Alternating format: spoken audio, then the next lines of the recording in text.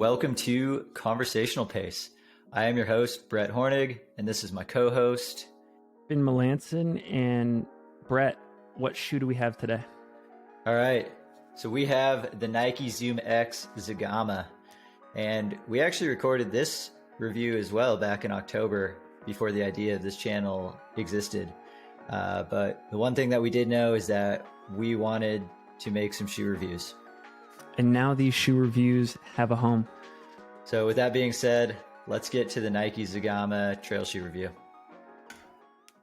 This is the Nike ZoomX Zegama Trail, Nike's highest cushioned trail shoe. They finally ventured into that maximal cushion realm of the shoe world, and we're going to give you our thoughts today on whether Nike should stay in this department or not. These shoes were provided to us by Nike. We're under no financial obligation to say whether we like a product or not, because we want to keep these reviews authentic and beneficial for you. All these opinions are our own. Finn, how are you doing this morning? I'm doing awesome. I don't want to take us too far off course, but since we're talking about Nike, I got to ask you this question. With this new shoe that they have coming out, this Zegama, does this make you think that Nike is more interested in trail running than they normally are? Or is it sort of the same old for them in terms of like how much they invest, where their interest lies, stuff like that?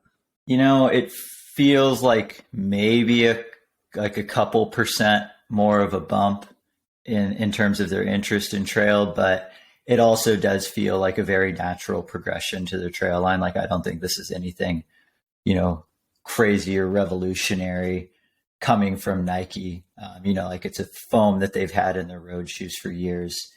And, it's the upper is very similar to trail shoe uppers they've had in the past. So it kind of makes sense that Nike's made this shoe. Perhaps in the future, we'll see some more out there type footwear from Nike, perhaps maybe next spring. So stay tuned for that. Some quick stats about the shoe. $160 for these. In my size 10, they weighed right in at 11 ounces on the dot. So I don't know, slightly on the heavier side, but again, weight's somewhat subjective.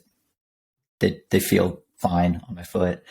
Stack height, 33 millimeters in the forefoot, 37 in the heel for a 4 millimeter heel to toe drop. And, that definitely slots this shoe right in that kind of maximal cushion category. In terms of quick rundown of the materials, the upper is Nike's kind of tried and true engineered mesh, single layer throughout the midfoot and forefoot. The heel gets quite a bit tighter, almost knit type mesh with some added structure around it for just support and stability. They've done this with a couple shoes in the past where they actually add kind of a light stretch, higher collar around the ankle. So this wraps up right alongside the ankle bones. It's, very flexible, doesn't get in the way. It's supposed to help prevent debris and stuff, as well as give just a little bit more stability around the ankle. Midsole is their super foam, ZoomX. It's not an EVA. It's a plastic base, like super highly responsive, really light foam. And their outsole is it's Nike's kind of classic in-house harder rubber blend. For those of you who haven't had great luck with traction on wet or damp surfaces, I feel like you're not going to get much more out of these ones because it's still the same rubber compound. Where I run and train, that's not too big of an issue, but for some that might already be a deal breaker, as it has in the past with some other Nike shoes. Finn, how many miles did you get on these? Well, for reasons that I will go into detail about when we get to fit, I only put 63 miles on this shoe. It wasn't for lack of trying. It wasn't for lack of interest. But this was almost all entirely on single track and dirt in my hometown of Salt Lake City. If you're familiar with the area, it was all on the Bonneville Shoreline Trail. Frequent climbing and descending on grades ranging from 5 to roughly 15%.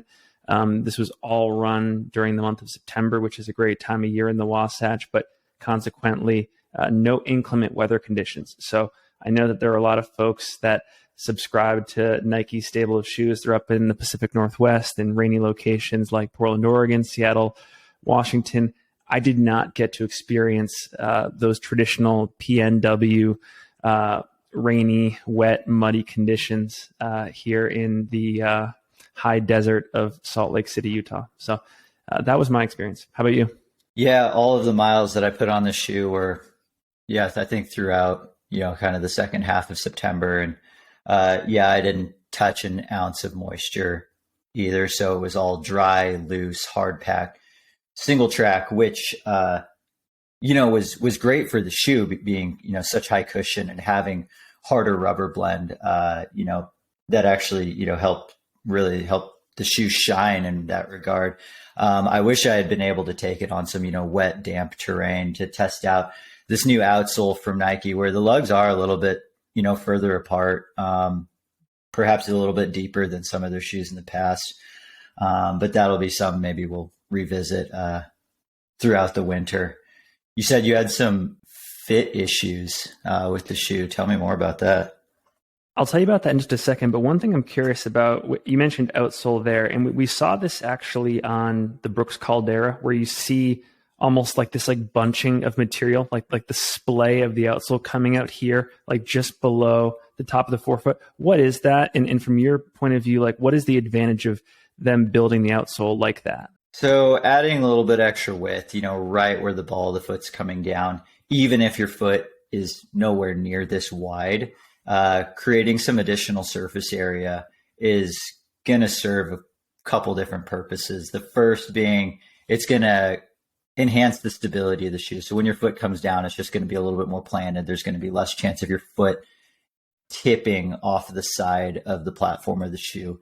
The other being when the shoe's actually wider, they get to use a little bit more foam. And what that does, when you're increasing the volume of midsole foam, the shock that comes from the ground up into your body is going to get, dissipated a little bit more. So the whole idea behind that is just more shock absorption, more stability. Right on. Yeah, that makes total sense. And where I'm going with that, I almost wish they had brought that extra space a little bit up to the top of the forefoot. My biggest complaint and really what curtailed my training in this shoe is just the fact that I didn't have enough width up there. I have a naturally wider forefoot, and I found on the first run, but even breaking past that 20-mile barrier, I was still getting pretty consistent blistering on the pinky toe and the big toe on both feet. It just made for an uncomfortable ride. But there were some things that I liked about the shoe, and like there's always like pieces of a shoe, at least in my experience, that you just like wish were incorporated on another one of your favorite shoes. So I know we'll talk about like the Ultra Mount Blanc in a future episode.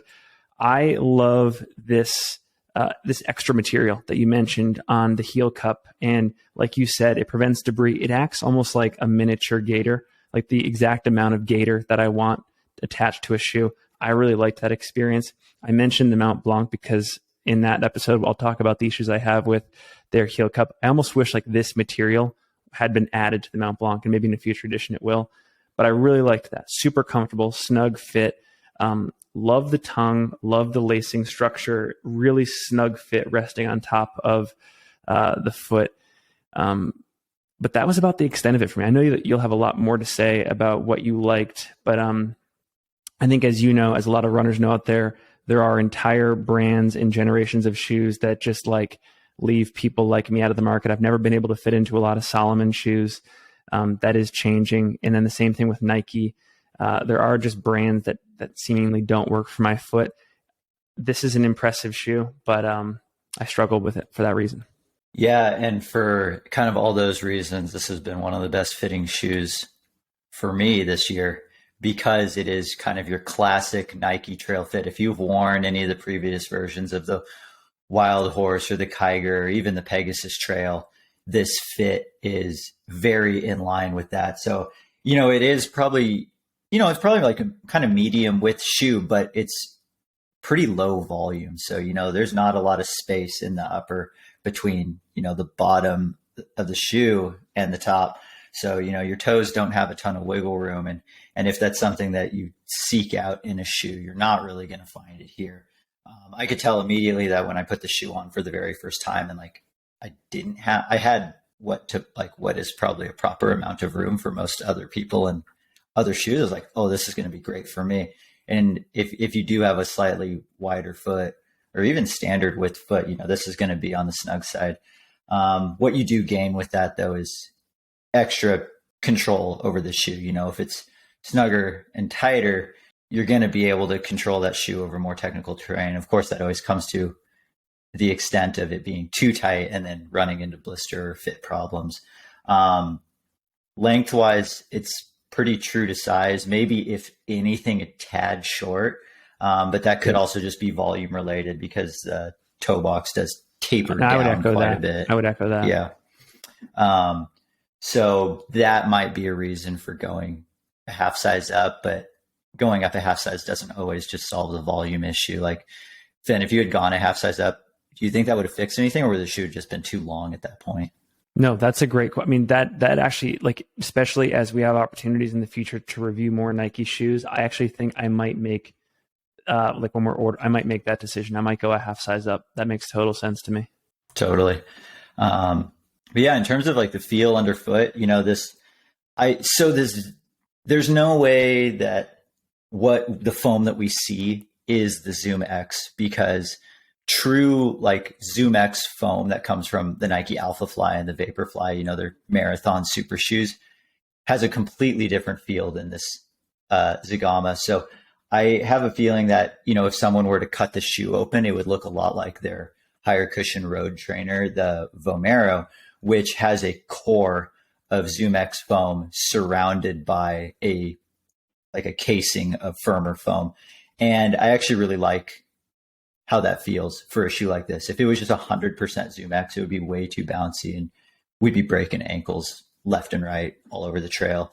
But because this one's tamed down a little bit, you still get just enough of that ZoomX magic in terms of the bounce and the cushion. So, that's definitely where a lot of the magic of the shoe is in this kind of hybrid ZoomX midsole.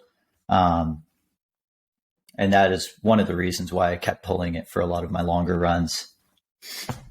So Brett, one thing that's making me chuckle on this shoe, if you take a look here, Nike boasts that this shoe is engineered, quote, to the exact specifications of trail runners. And I know that with each shoe review we do, we ask the question, what did Nike design this shoe for? It's called the Zegama. Apparently, it is engineered to the exact specs of trail runners. What does that mean?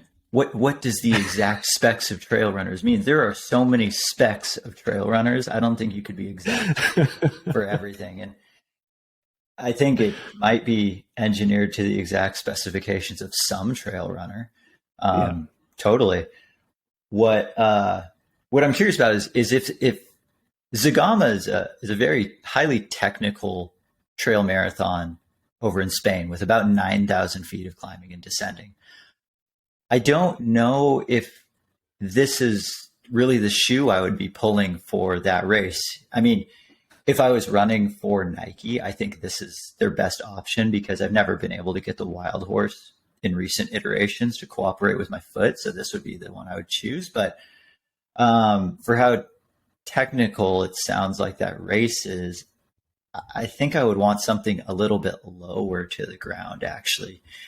So whereas Nike clearly wanted this to be, your technical big mountain running shoe, I found I had a lot more success with the shoe in some of the more runnable Nike type terrains. Yep. A lot of the Nike trail shoes have been great on like dry, hard packed, it can be steep. Forest Park in Portland. Yeah. This is a great Western States type shoe. Assuming let me ask you, were any of the Nike athletes wearing this at Western this year? Did you see? I don't think any were because they were wearing the new Ultra Fly, which comes out next spring. Okay. But I also think that for most people running 100 miles, this is the more appropriate Nike trail shoe because it has more bottomless cushion, whereas that Ultra Fly, we'll get into that later on down the road. That's a very specific use case type shoe. Whereas this actually has turned into that dry conditions ultra shoe that Nike accidentally made. So in terms of where you like it, do you think that this shoe is like totally made for the West Coast trail runners in dry conditions? Is that fair to say? I think that's definitely where the shoe shines. I mean, I'll, maybe we'll follow up in the comments later on this winter, but I've never had a ton of trust in Nike shoes on like wet rock or, wet wood. There's just other companies that have basically outsourced Vibram for their outsole material where I'm just going to use that. But, even on rockier terrain, like this, failed to mention this earlier on, but this shoe does also have a 4-foot rock plate, which is actually kind of unique to a shoe with this much stack height. Most shoes that are this thick don't have a rock plate. So this one has even one other layer of rock protection. So even in some of those, big mountains where the terrain is pretty technical, if you're not going really, really fast and it's summertime and it's not wet, this could totally handle, some of those big mountains as well. Where you raised an interesting point. What are the comparable shoes out there in other brands that come to mind? So the very first shoe that came to mind when I put this on was the Hoka Speed Goat. The rocker the rocker is very similar. The Mafate, I would say, is in a different category because the shape is very different. This like heel to toe transition is very smooth. And it brought a lot of Speed Goat vibes to me. This is more responsive, a little bit bouncier than the Speed Goat. The Speed Goat has a bit more squish. Whereas, this is a shoe I feel like I can run a little bit faster in, more comfortably. What came to mind for you?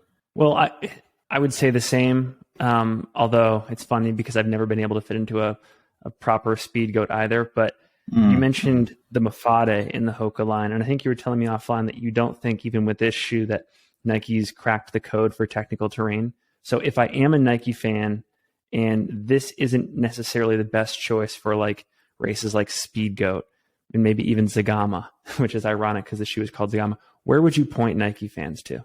Well, yeah, that Hoka Mafate is kind of, in my opinion, just one notch more rugged, a little bit rounder fit in the toe box, a little bit wider, as well as still having that very high level of cushion. There's many other shoes out there that can handle the technical terrain better, but you sacrifice a lot of the cushioning when you get down into, some of the true mountain shoes like, La Sportiva and some of the Solomons. So, and we're comparing, that high stack technical terrain type shoe, which is kind of a small market for shoes that work well because you're trying to balance, you're juggling a lot of things there. The Mafate might be worth a try if a lot of the Nike trail shoes just haven't given you that, slightly wider fit throughout the midfoot and forefoot. Yep.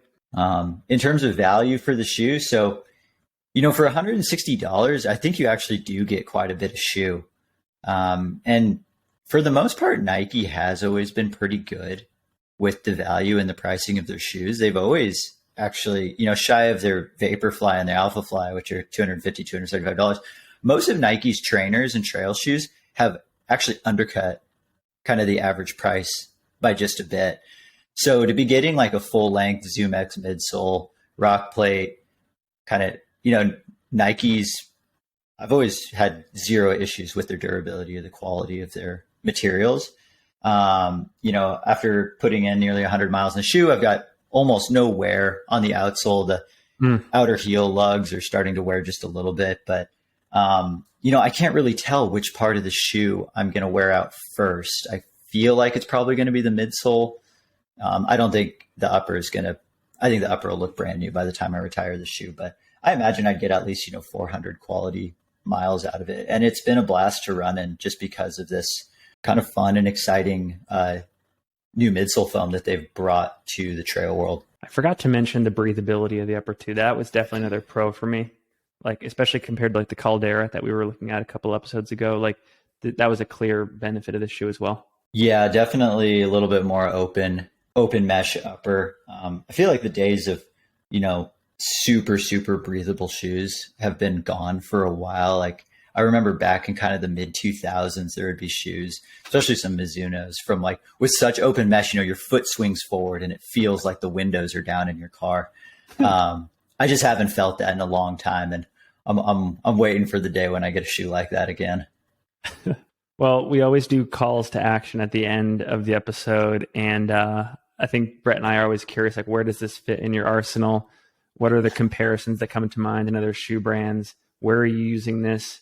What'd you agree with? What'd you disagree with? We want to hear it all in the comments. And then if you do want to try these shoes out at your local run, if you want to try these shoes out and your local run specialty doesn't have them, use our link below in the comments and get that Nike Zegama from our friends at Running Warehouse.